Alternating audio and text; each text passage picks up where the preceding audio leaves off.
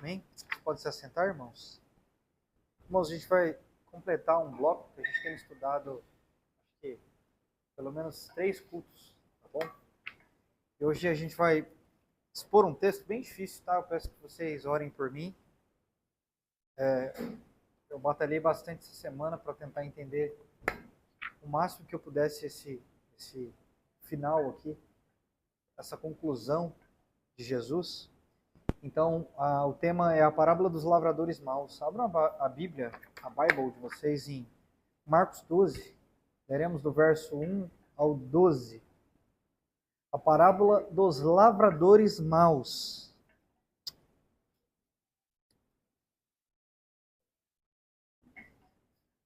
O sertanejo tá comendo solto ali, né? Oi? Acho que a Lê desceu lá, acho que ela vai fechar. Fechou. Pelo menos não foi na hora da oração, né? Domingo passado, quando a gente se ajoelhou, começou o pau fechar ali. Difícil. Essa semana a academia que eu treino, a D3, completou 1 ano. Aí eu não consegui no almoço, estava bem atolado de trabalho, era dia da vigília. Aí eu fui com o Kaká, filho da Sul, à noite. E tava rolando a festa lá, cara. Eles estavam servindo bebida alcoólica na academia e tocando sertanejo ao vivo. Foi um dia muito difícil de treinar. Sabe o Máscara aqui de Balneário? Ele tava lá. Então, imagina como o treino foi proveitoso. Ele não deixava ninguém treinar. E eu me lembro que eu estava treinando, nesse dia eu não levei o fone e aquele sertanejo torando. Poucas horas depois a gente lá na vigília. Aí eu orava, a menina cantando Aquieta Minha Alma na música e eu ouvindo corpo na cabeça. Foi difícil, foi uma luta. Mas faz parte, né? Vamos ler do verso 1 ao 12 de Marcos 12. O texto diz assim: E começou a lhes falar por meio de parábolas. Um homem plantou uma vinha, pôs cerca em volta dela, construiu um lagar, edificou uma torre e arrendou a vinha a uns lavradores. Depois se ausentou do país. No tempo da colheita, mandou um servo para que recebesse os lavradores a parte dos frutos que lhe vinha. Mas os lavradores, a sua parte, perdão, mas os lavradores o agarraram, espancaram e o despacharam com mãos vazias. De novo ele enviou outro servo, mas eles o bateram em sua cabeça e o insultaram. E também ele mandou ainda outro servo, e a este mataram. Muitos outros servos ele enviou, dos quais espancaram e outros mataram. Restava-lhe apenas mais um, seu amado filho. Por fim mandou o seu filho, pensando: o meu filho eles vão respeitar. Mas os tais lavradores diziam entre si: este é o herdeiro, venham, vamos matá-lo, e assim a herança será nossa. E agarrando o filho, mataram e o lançaram para fora da vinha. O que fará, pois, o dono da vinha? Virá e exterminará aqueles lavradores e entregará a vinha a outros? Vocês ainda não leram esse trecho da Escritura? A pedra que os construtores rejeitaram, esta veio a ser a pedra angular. Isto procede do Senhor e é maravilhoso aos nossos olhos. E procuravam prender Jesus porque entenderam que ele havia contado essa parábola contra eles. Mas eles temiam o povo, então deixaram ele e foram embora. Palavra do Senhor? Graças a Deus por ela. Meus irmãos, esse relato que a gente acabou de ler, ele acontece na última semana de Jesus na Terra. Como eu já ensinei para vocês, na teologia a gente chama isso de paixão de Cristo. Né? Lembra aquele filme do Mel Gibson, famoso, A Paixão de Cristo? O termo paixão ali, ela não é a mesma ideia que a gente tem aqui no português do nosso Brasil, né? A ideia que a gente tem de paixão é quando alguém tem sentimentos românticos por outro, né? Mas paixão, aqui no latim, deriva totalmente do contrário. Tem a ver com sofrimento. Essa ideia de passio, que vem da passione, paixão, tem a ver com esse sofrimento até o padecimento, até a morte. Então, toda vez que a Bíblia ou na teologia, você vê aqui na perícope Paixão de Cristo, algo assim, ela está falando dos últimos momentos de Jesus, momentos de sofrimento, e como dizia uma bela música da banda Rosa de Saron, da angústia suprema. Né? Então, aquilo que a gente está lendo aqui, ele é meio que o fim daquilo que a gente aprendeu na semana passada. Quando a gente lê do verso 27 ao 33 do capítulo 11, a gente vê que um grupo de escribas saduceus, fariseus e anciãos, eles chegam até Jesus quando ele entra no templo, ficam muito incomodados com a presença de Jesus. Afinal, pouco tempo antes, um dia antes, Jesus tinha entrado lá no templo, quebrado tudo. Então, quando eles olham para Jesus, o texto diz que eles vão até Jesus, só que eles não vão até Jesus no sentido apenas de falar com Jesus. Eles vão até Jesus porque um dia antes Jesus tinha entrado naquele templo, quebrado tudo, e agora eles estavam indo como líderes, representantes, falando tipo assim, o que você inventou de vir aqui de novo? Já não basta o que você fez ontem? E aí eles tentando carteirar com Jesus, eles falam, com que autoridade você fez o que fez? E aí eles tomam uma invertida muito grande de Jesus. E aqui o texto continua, tá? Aqui o texto continua. Então, é mais ou menos este contexto que a gente está estudando. Só que o verso 18 do capítulo anterior, o texto fala que quando Jesus ele quebra as coisas no templo, com a autoridade de um juiz, aqueles homens, estes homens que eu falei que foram questionar sobre a sua autoridade, o texto diz que eles começam a tramar no seu coração um jeito de matar Jesus. Quando Jesus faz aquelas coisas, eles ficam muito irritados com aquilo que Cristo fez. Quando Jesus expõe sobre aquela figueira que não tinha frutos e ele purifica o templo, eles ficam completamente irritados com Jesus. E é este o contexto que esse texto está dizendo. Antes da gente prosseguir com esse texto, a gente precisa colocar alguns pressupostos sobre a mesa. Este texto aqui está apontando para quarta-feira, Jesus morreria na sexta, está falando sobre a morte de Jesus. Tá? Olha aqui para mim, ao longo da história, muitos céticos, incrédulos, apontam a morte de Jesus como uma das provas de que ele não era um ser divino. Muitos deles defendem que se Jesus fosse Deus mesmo, ele não seria pego de surpresa por homens. É esse tipo de ideia equivocada que eles têm. Eles negam a divindade de Jesus, trazendo uma ideia de que ele não entendia o que ia acontecer. Porque se ele fosse um pouquinho mais esperto, ou melhor, se ele fosse Deus mesmo e conseguisse prever o futuro, obviamente ele teria fugido.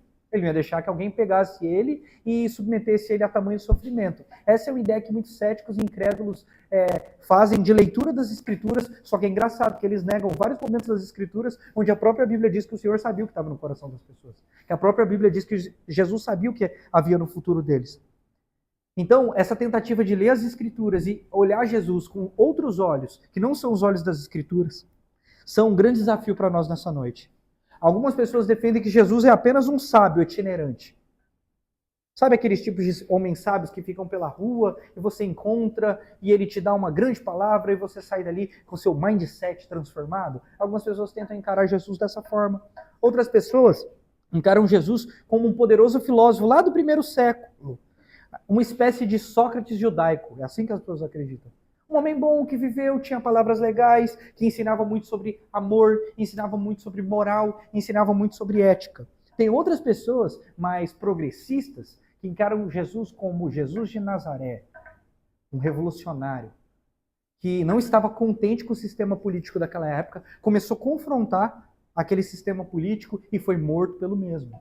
As pessoas olham para Jesus e esvaziam Jesus de significado, de sentido. Jesus não foi um simples homem sábio, itinerante. Muito menos um simples filósofo do primeiro século. Muito menos um revolucionário. A Bíblia nos diz que Jesus Cristo é o Filho de Deus. Aquilo que nós acabamos de cantar aqui. Essas leituras, irmãos, elas estão equivocadas porque elas partem de um ponto comum que não é as Escrituras. Então elas distorcem a identidade de Cristo por tentar olhar Cristo a partir de outros pressupostos.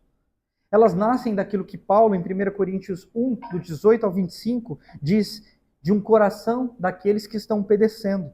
Mas esta mensagem da cruz, para nós, é loucura e poder. Lembra que a gente estudou na diáspora passada? A boa nova, o evangelho de Deus, para o mundo é loucura, mas para nós é poder.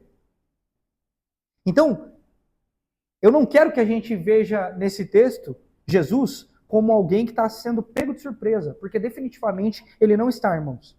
Jesus prediz a sua morte 3 vezes nas Escrituras.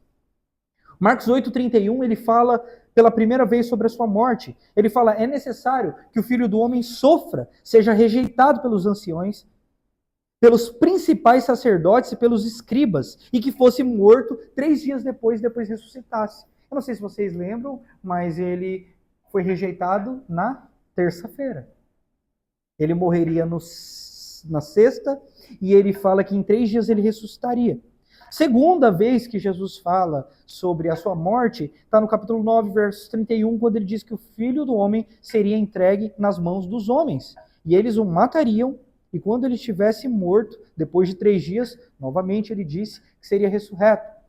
A terceira vez que Jesus prediz a sua ressurreição está em Marcos 10, 32 ao 34, onde Jesus escreve de forma exata tudo o que aconteceria, como se fosse um roteiro programado. Ele fala desde a sua entrega aos sumos sacerdotes e escribas, a sua condenação à morte e a sua entrega ao escárnio, à açoite e à crucificação. Jesus não foi surpreendido pela cruz, irmãos. Ele caminhou deliberadamente para ela como um general caminha na frente do seu exército. Nesse momento que a gente está chegando no fim da vida de Jesus, eu não quero que vocês pensem que aquilo que a gente está estudando agora aponta para um homem que foi surpreendido por um plano maligno para tentar destruí-lo. A cruz, irmãos, não é um fracasso da missão de Jesus. A cruz não é um revés de Deus. A cruz é o próprio sentido da missão de Deus. Então, Jesus não foi pego de surpresa com a cruz. Ele caminhou, irmãos, em direção, com plena consciência. Nenhum homem, irmão, nenhum império, até mesmo o Império Romano, que era o mais poderoso da época, nenhuma autoridade judaica possuía sobre si o poder de tirar a vida de Jesus. A morte de Cristo não pode ser interpretada dessa forma, como um acidente. Em nenhum momento. João 10, 17 e 18 diz que a vida de Jesus não foi tirada por homens, antes ele a entregou voluntariamente. Então, é a partir desses pressupostos que eu queria que a gente lesse esse texto. Daqui para frente, irmãos, em alguns momentos, o leitor desatento, ele pode olhar para as Escrituras e ele pode ter uma visão de que, sei lá, Jesus está perdendo essa batalha. Mas não, isso nunca aconteceu, isso não acontece. Esse texto ele pode ser dividido em uma estrutura simples, tá? O texto que a gente vai estudar agora. Primeiro ele fala sobre um homem que planta uma vinha, confia ela a lavradores. Depois ele envia servos para receber. Esses servos são rejeitados. Depois ele envia o seu filho amado. Seu filho amado é assassinado. E depois ele fala sobre juízo. E sobre essa pedra que é rejeitada. Só que esse texto ele usa um método de ensino que os rabinos usavam muito, chamado parábolas. Quem sabe o que é uma parábola? Parábola é literalmente a raiz da palavra no latim, parábola tem a ver com parabole, que significa colocar de lado. É como se você pegasse uma história, apresentasse ela e depois você colocasse de lado uma moral da história para apontar para outra coisa. Então, as parábolas geralmente elas eram ilustrações feitas por Jesus, mas elas não surgem na Bíblia só em Jesus, tá? Se você olhar no Antigo Testamento, já tinha alguns momentos onde parábolas eram usadas. Não sei se vocês lembram, mas segundo Samuel 12, quando Davi falha miseravelmente, peca, Natã aparece para ele e conta a história de um homem que tinha muito gado. E tinha outro homem que só tinha uma novilhazinha, lembra? Um cordeirinho. E aquele homem que tinha muitos toma aquele único que ele tinha. E aí Davi fala, traga esse homem até aqui e vamos executar juízo contra ele. Aí Natã fala, esse homem é você.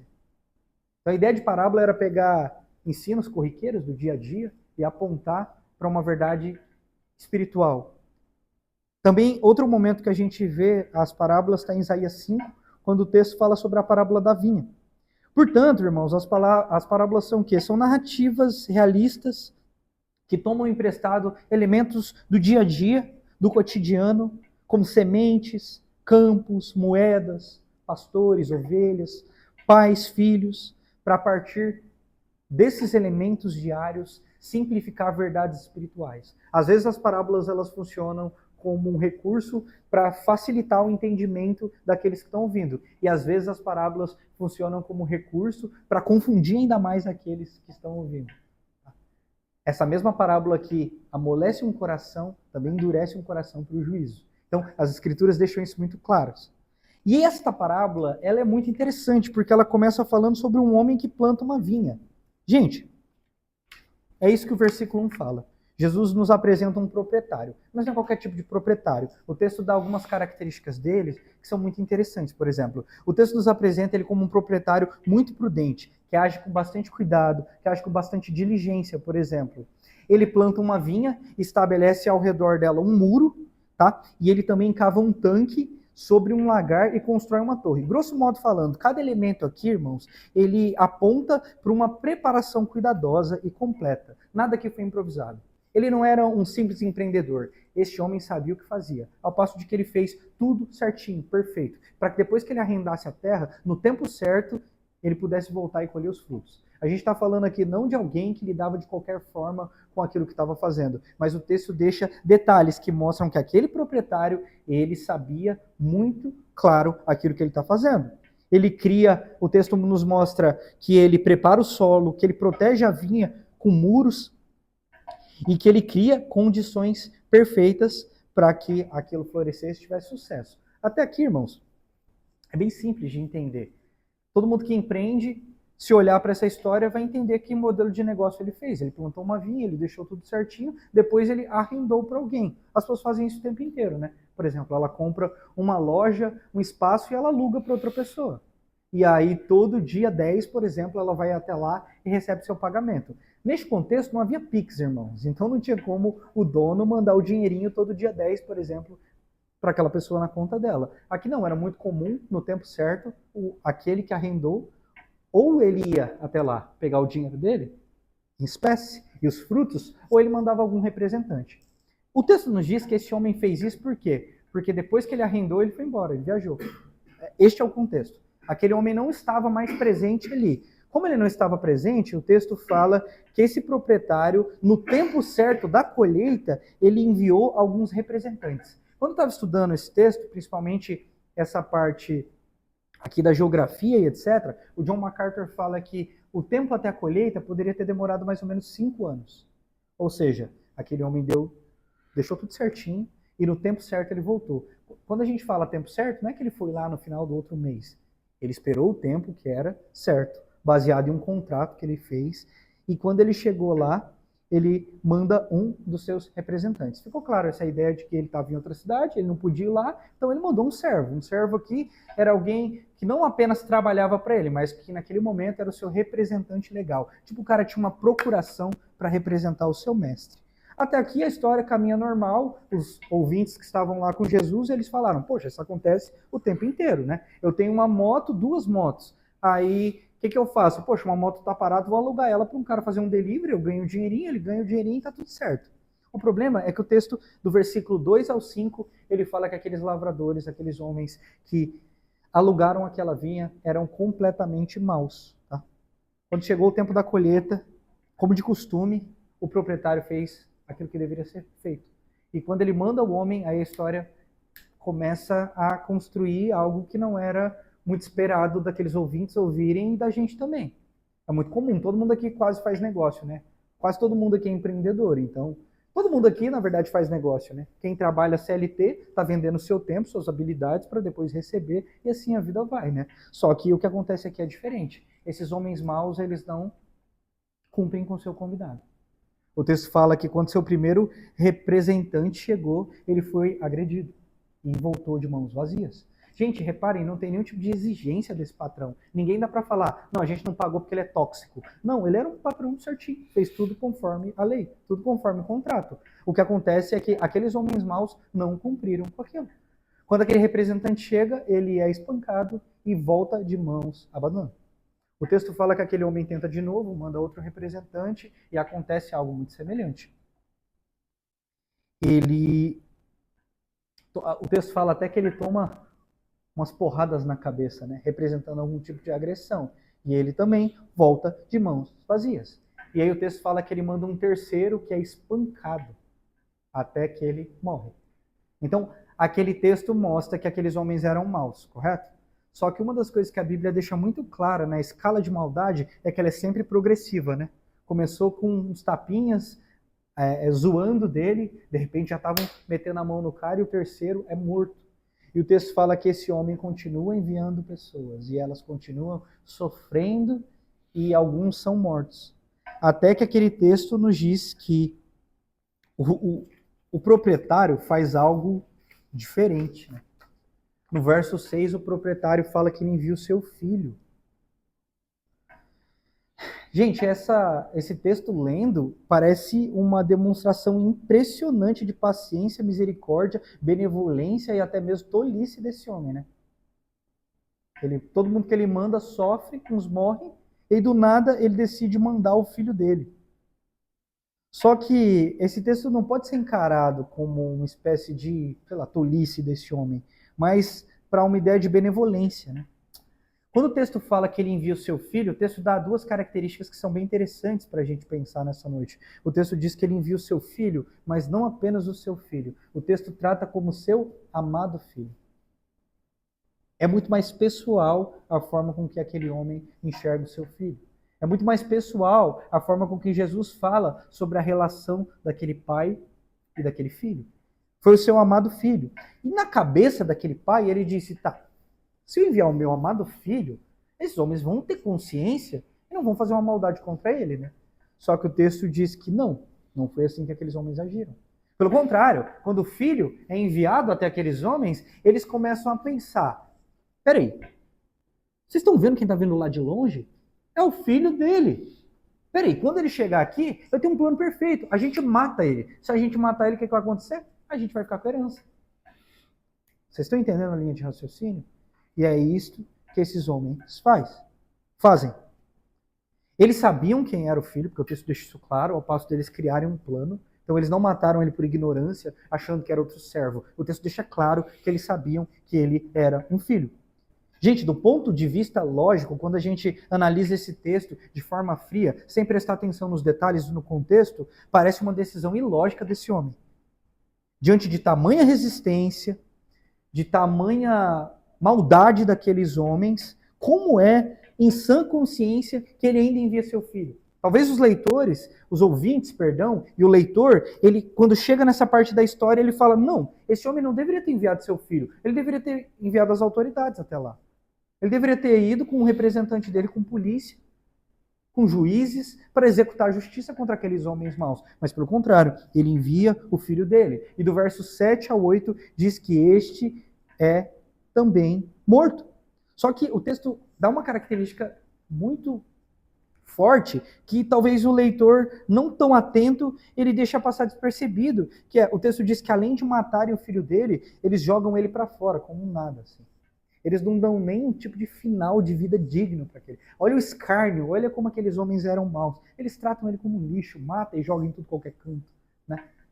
E é mais ou menos este contexto que esse texto nos apresenta.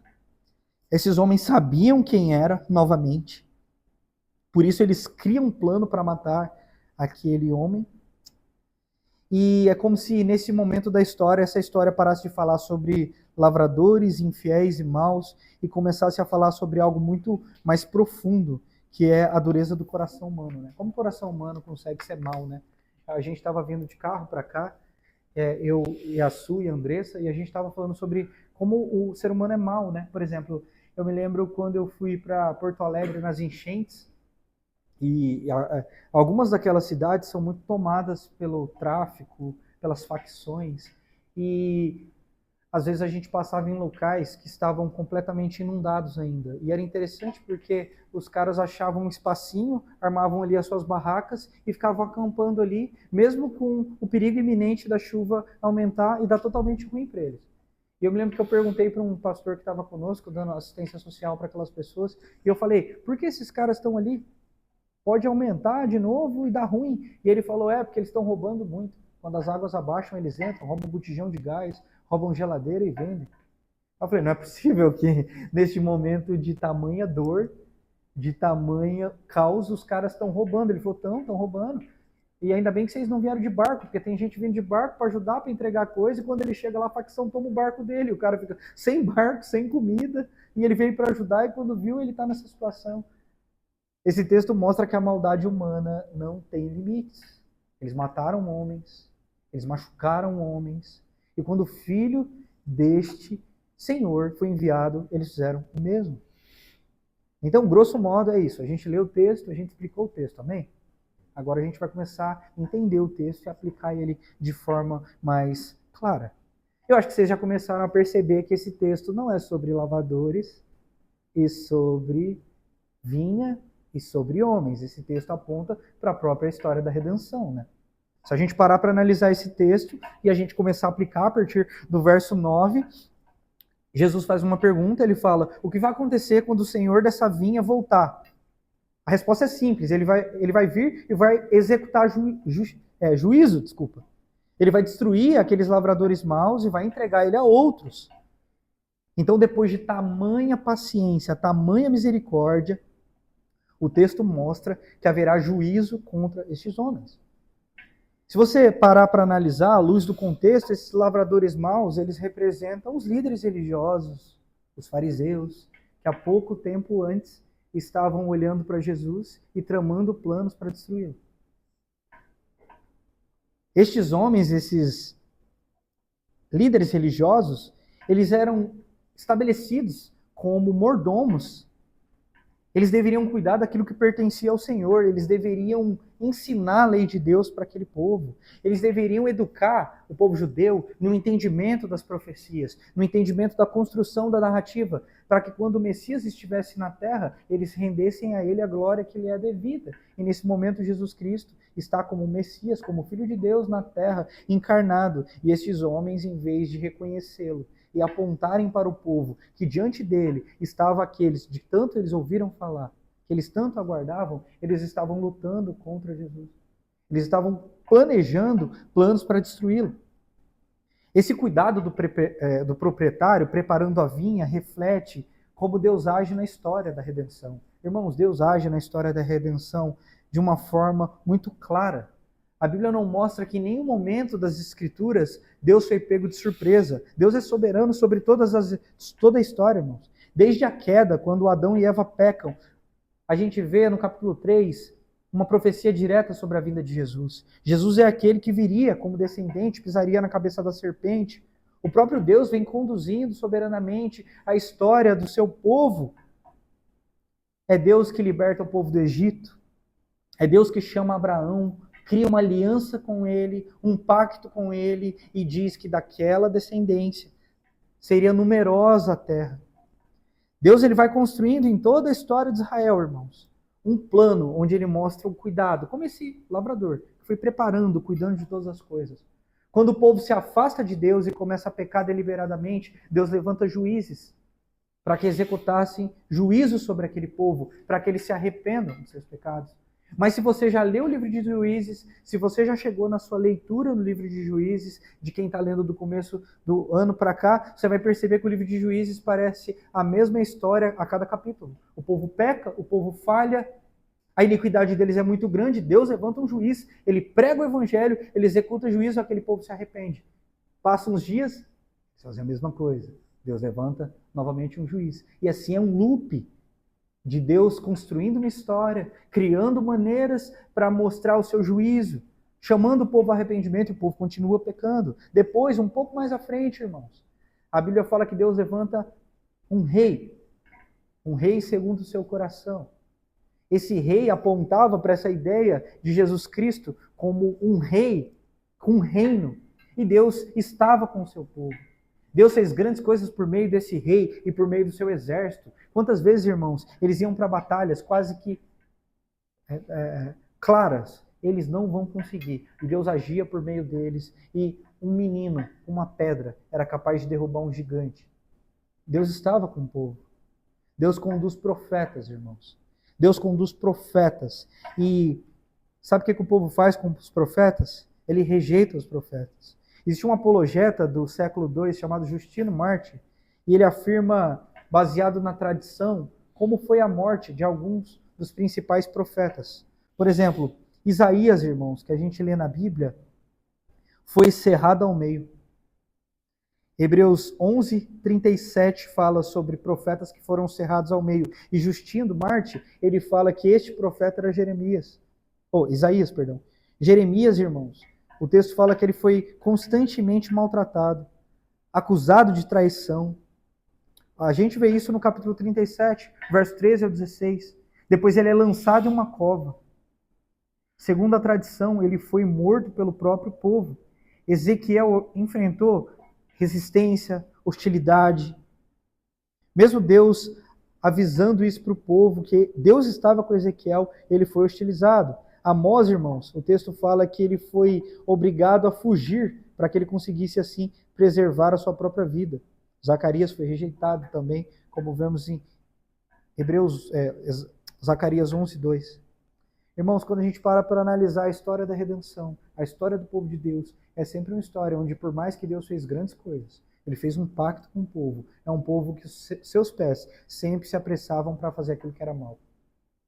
É assim que a história aponta. O povo de Deus, esse povo judeu, desde o Antigo Testamento, eles desprezam os profetas. No Novo Testamento, isso é muito claro, tá?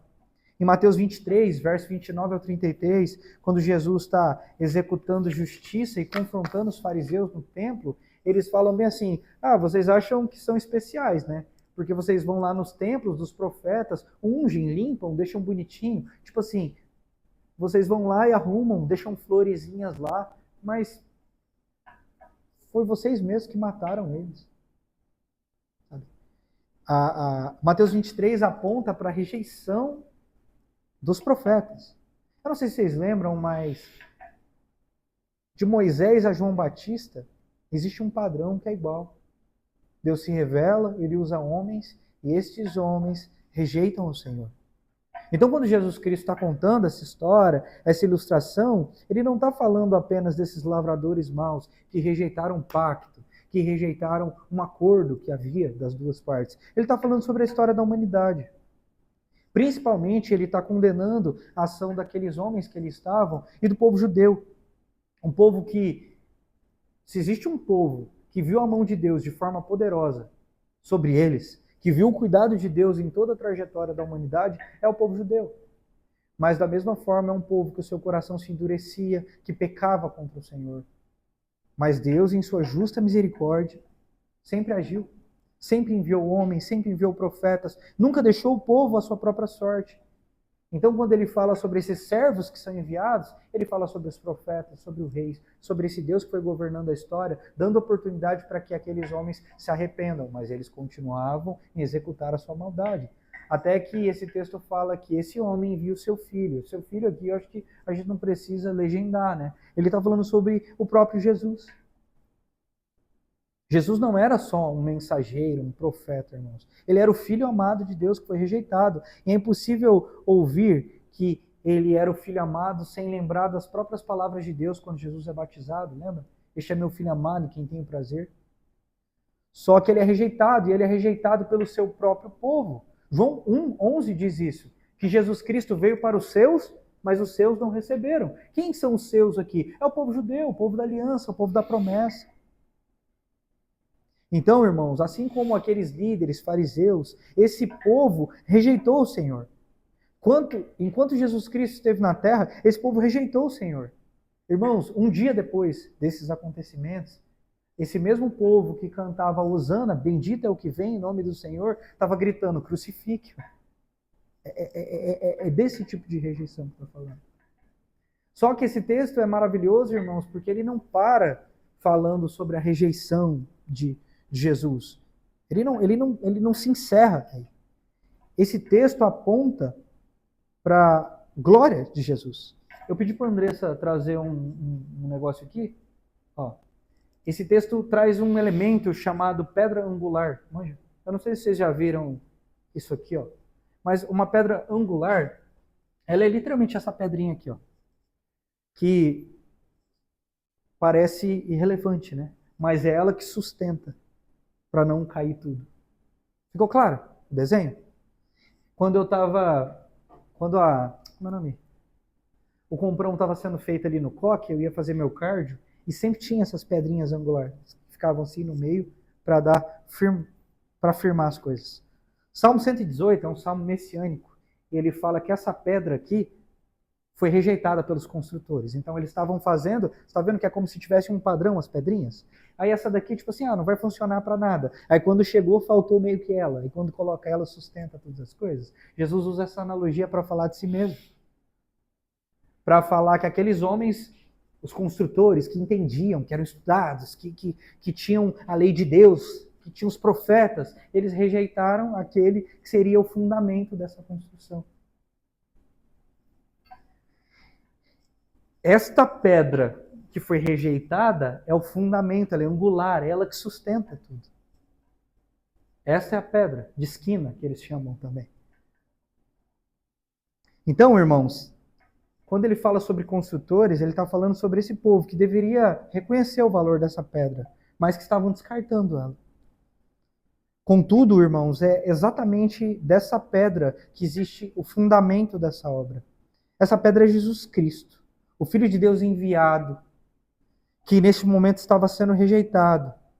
Esses homens o matariam, o jogariam para fora, mas essa rejeição, irmãos, não é o fim da história.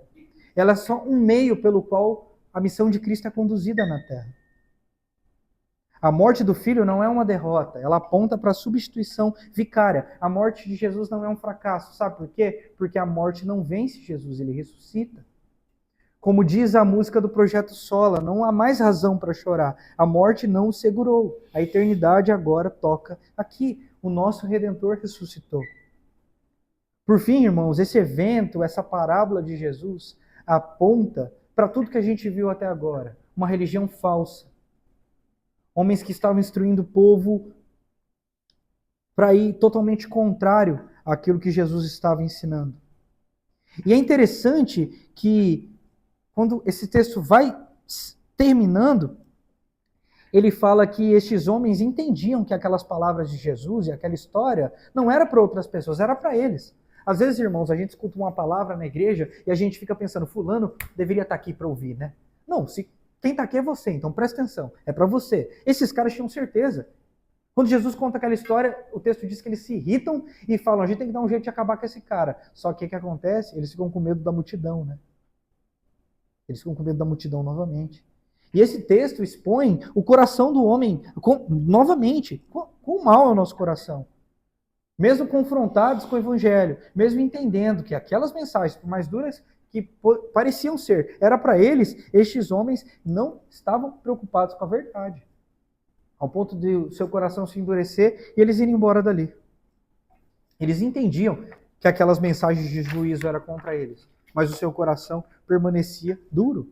O problema daqueles homens não era intelectual, irmãos. Eles sabiam exatamente do que Jesus estava falando.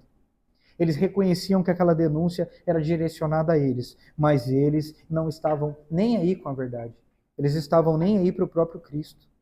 Eles entendiam a mensagem, mas não se submeteram a ela. Por quê? Porque eles temiam a multidão.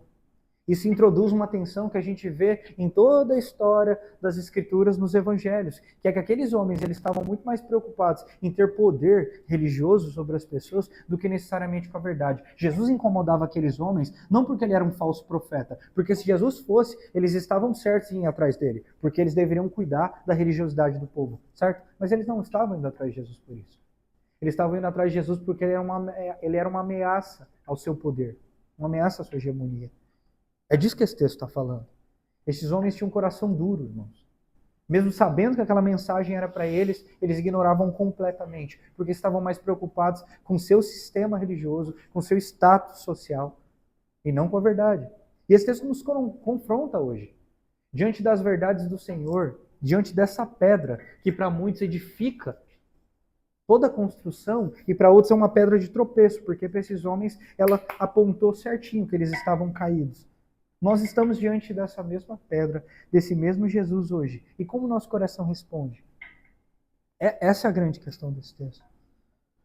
Essa é a grande questão desse texto. Esse texto fala sobre uma rejeição que aquele povo de Israel estava recebendo nesse momento. Ele também fala sobre uma rejeição que aqueles líderes religiosos estavam vivendo nesse momento. Eles rejeitaram a Deus durante a sua vida. E aqui nesse momento, Deus estava estendendo essa graça para outras pessoas. Ela estava estendendo essa graça que um pouco mais à frente Jesus estende, dizendo, vão, prega o evangelho a todas as criaturas. Essa mensagem não deve ser mais de um único povo. Essa mensagem deve ser espalhada para todos os povos. E é interessante que esses homens, eles carteiravam que eles tinham autoridade para ensinar, tinham autoridade para questionar, mas quando Deus vai cumprir com o seu poderoso e glorioso plano na terra, sabe o que é que ele faz? Ele escolhe gente insignificante.